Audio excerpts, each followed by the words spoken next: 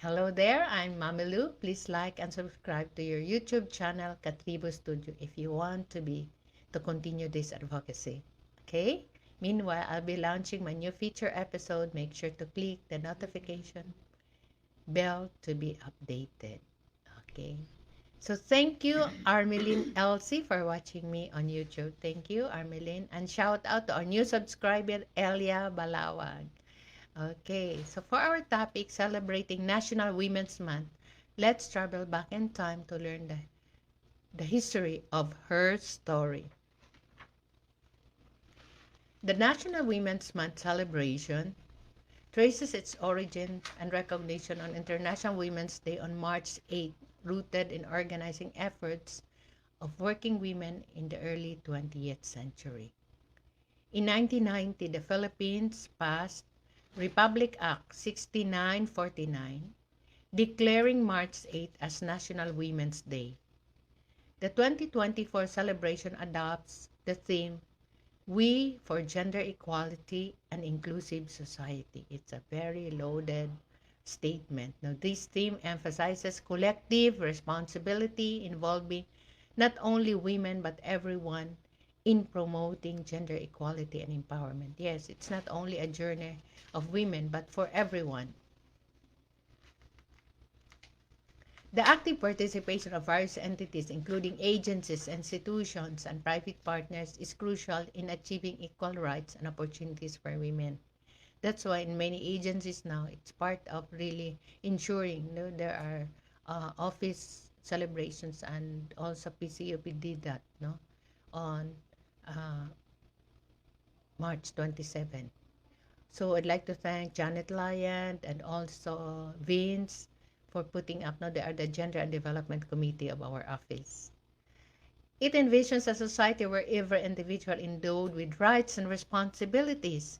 It's not only the rights but the responsibilities actively participates, emphasizing the interconnectedness of equality. So we don't just like be a watcher, a passive observer, but actively participate, emphasizing interconnected because we are one, we are connected.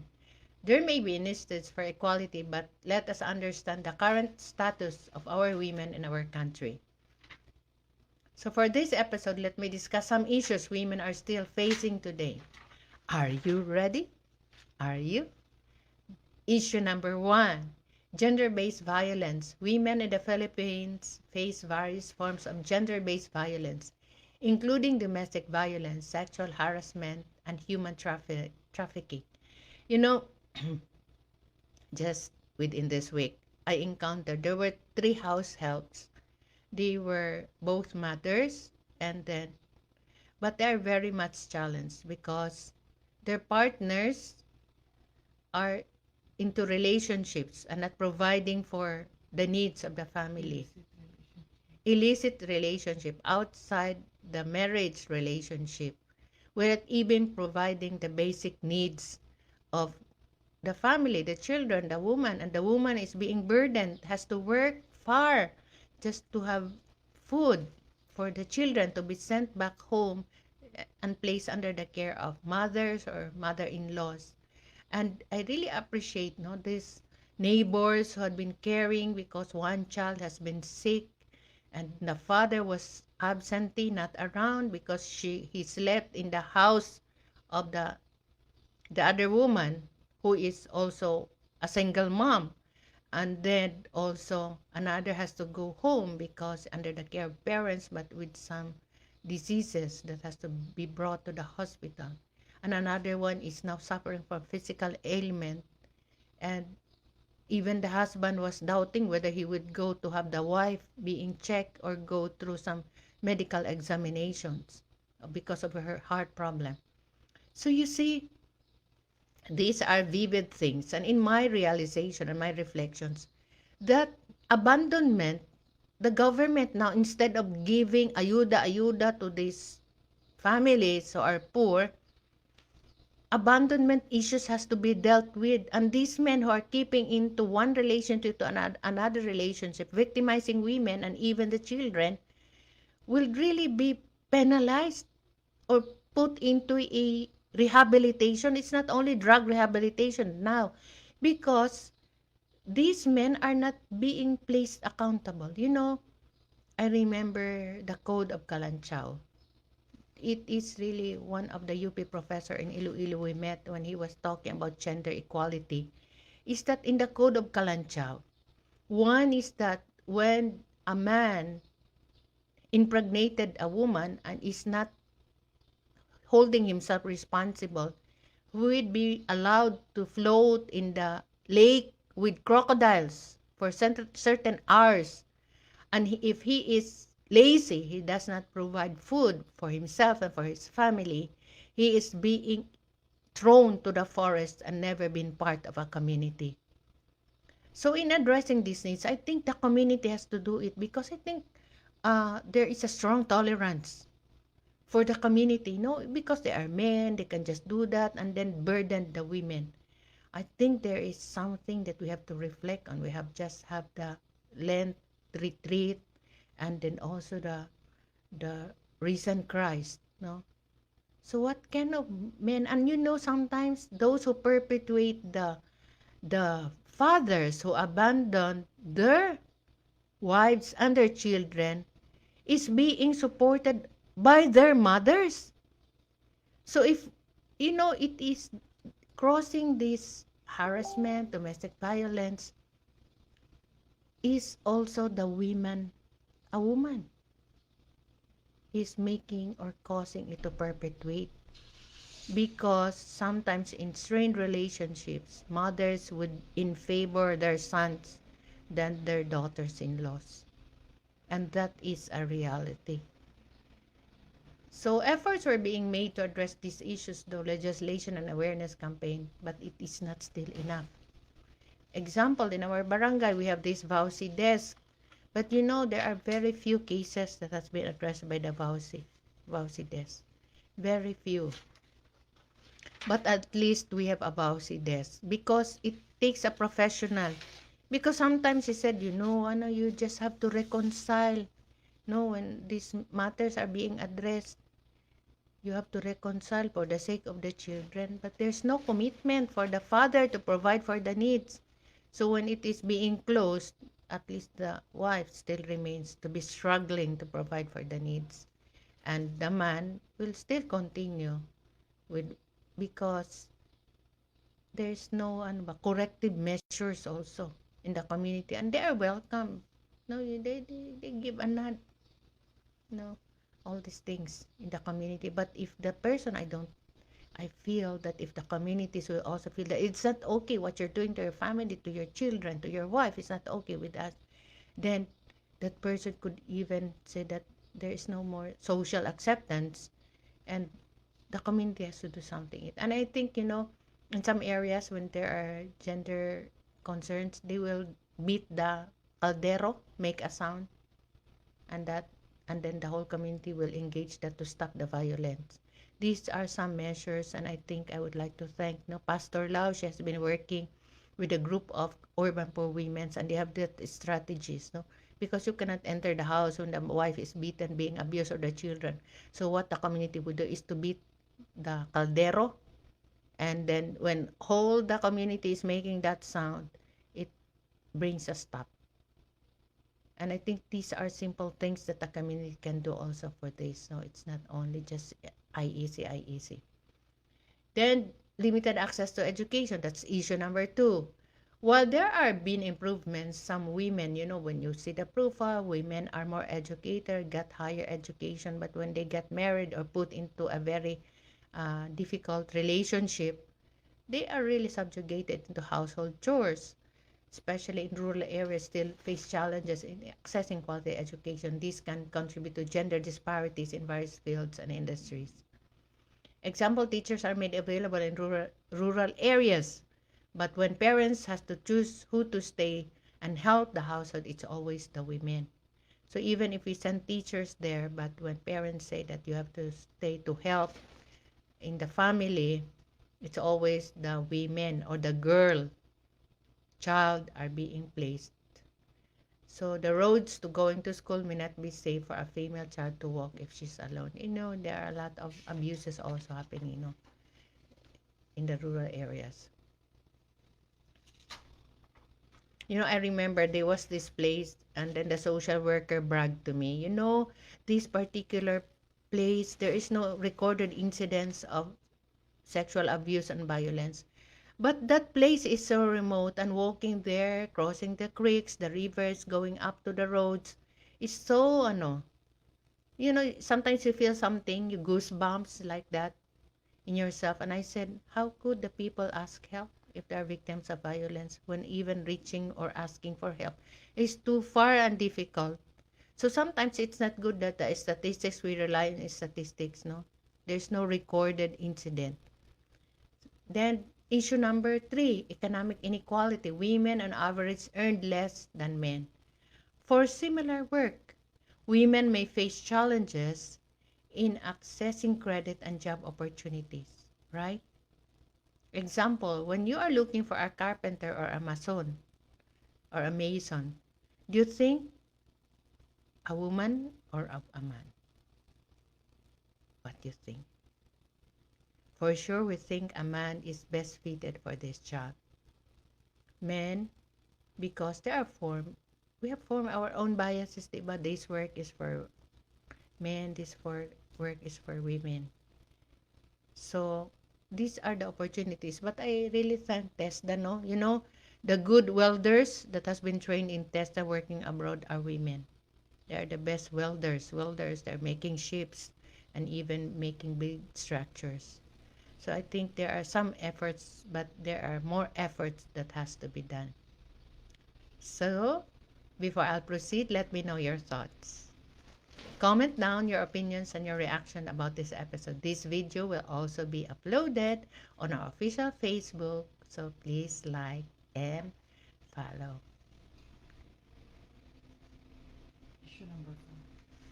Issue number 4, reproductive health issues. Access to reproductive health services and family planning information. Varied across the region, some women face challenges in accessing contraception and adequate maternal care, right? Reproductive health bill is not enough because information dissemination is limited to the proximity of the Department of Health, barangay, and health workers. Yes, because sometimes that's why a lot of people will go to the urban areas, and that also addresses the migration because of these services, because in the remote areas it's not accessible, and sometimes it is only dependent on some medical missions to reach out. And education on reproductive health and right is left in the hands of the NGOs because budget is limited to food, catering, and not quality resource persons. Sometimes because that's the frame, for education, you have more budget for some required supplies, required catering, and we cannot afford really good resource persons to make quality, But I would like really to the Family Planning Organization of the Philippines is an NGO, and I'd like to Hermy Escalante. Thank you very much for your efforts. She has retired, no, but she's still active, and we cannot even catch up. And she's been helping us because there are a lot of good heart persons that we really need to tap. And I thank Family Planning Organization of the Philippines for these efforts to reach out and address these gaps. No? Number 5, political underrepresentation. Women were underrepresented in political positions, both at the local and national levels. Efforts were made to promote women's participation in politics, but there are still progress that has to be made. Example, women are still outnumbered with men in Senate and Congress. Check your city council and in our barangay. Are there women? But more than half of the voting population are women. But women themselves would prefer to vote men rather than women. So you see that struggle that we have. We want to have equality, but the women themselves would prefer men. Just like in our barangay, there were 7 slots for the barangay kagawad and 1 slot for the SK. So luckily we have 3 women barangay kagawad in our barangay. So lucky enough. Sometimes there's only one or two. So we really have to check on that. That's why in the next election, I think we really have to check on the qualifications. It's not because on account of being a man or on account of being a woman, but on their heart to be able to serve. And there is already a study that proves that there is less corruption when the organizations are led by women than men. But there are also a lot of good men. But in general, less corruptions happens when certain office is led or organization is led by women than men. You have that reactions. You can check. You can check on that. So, do you have any questions? Please write it in the comment section below. Good or adverse reactions. So we really have to talk it out. Sometimes we just dispense it and it continues to go flow and flow. Number 6 issues, limited healthcare access. In some areas, women may face challenges in accessing quality healthcare services, right? Especially in rural and remote regions. Maternal health, in particular, is an ongoing concern. So, this is it. I have mentioned it earlier. There are programs, family planning, but programs to aid women during menopausal in the country is not felt. You remember? Is there any program that addresses menopausal for women after the reproductive age? What do you think? So we really have there maybe services in rural hospitals, but doctors are limited. So I think we really have to remember, my Lola was a herbalist and a midwife, but she did not have formal education as a midwife. She acquired it over time. And I think we really have to refresh on that. No, our traditional doctors and traditional medicine, men and women, could address this gap, and we have to go back to it. Number 7 is discrimination in the workplace. This is for the working women. Discrimination based on gender, including unequal treatment and limited career advancement opportunities, persisted in certain workplaces. So even those who had been advocating for gender development are not really being quite faithful or observant, no, in certain workplaces. And I tell you, even in government offices, it is a reality. In job promotions, employer will prefer men over women. Why? Because women may get pregnant and spend away from the office for maternity leave. But taking care of women workers will also bring more to the future, taking care of the children. Longer maternity leave will ensure healthy babies and also will minimize, no? Observe now the working mothers, the children are often visitors in doctors and hospitals because less time has been spent during the early stage infancy.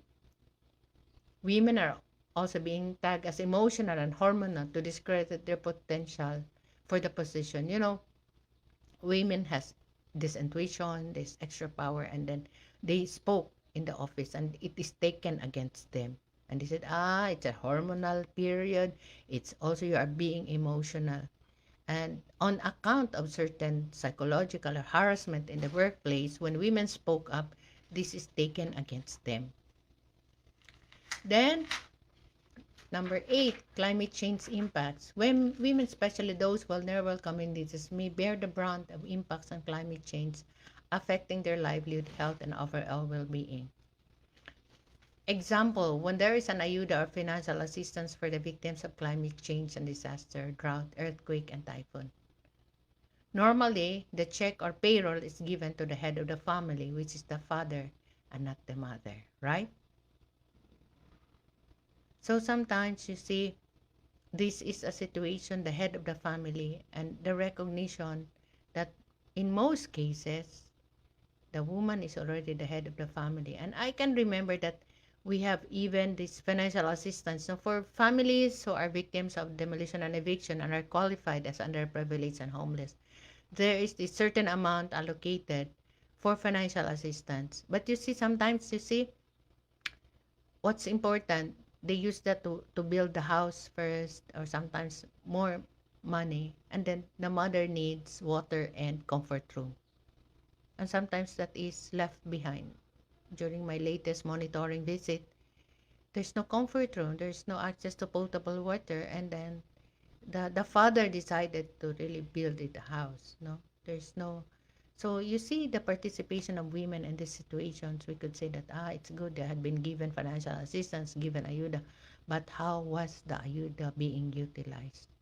Is it going back at home, or just being dispensed at the discretion of the man or the head of the family? So these are some of the gender equality perspective that we as providers has to look into. So that's the 8 issues our Filipino women are facing today. Quite heavy, right? And sometimes women just ignore it. It's not happening in their lives for it too much to bear. So reality bites, reality hurts. We hope to see progress in the years to come. I encourage you to join the movement to speak up for women. There are consequences, but there is a difference, because in our hands are the future of the children, whether the boy or the girl child will soon become a mother, a father, right? Quite serious. We have some greetings. Hope Militante Fernandez, Happy Resurrection Sunday. Happy Resurrection Sunday, Hope Militante Fernandez. And before I forgot, the group Hope Kababainhan, headed by Hope, is also one of the advocates, women, children, rape victims in the rural and urban areas. So God bless you, Hope. God bless also your activities. And let's celebrate this Women's Month. As long as we live, as long as we can speak, as long as we can move, we need more of like you. And greetings to, congratulations to Ma'am Wena Jacosalem, who had her latest promotion from the Philippine National Police. Congratulations, Ma'am Wena. And also, greetings to each and everyone. Thank you very much. No? So for your assignment, take a picture of your own participation and celebration of the Women's Month. Tell us your experience and tag Ask Mamilu on Facebook, TikTok, and Instagram. You can also scan my QR code to get the latest updates in my social media.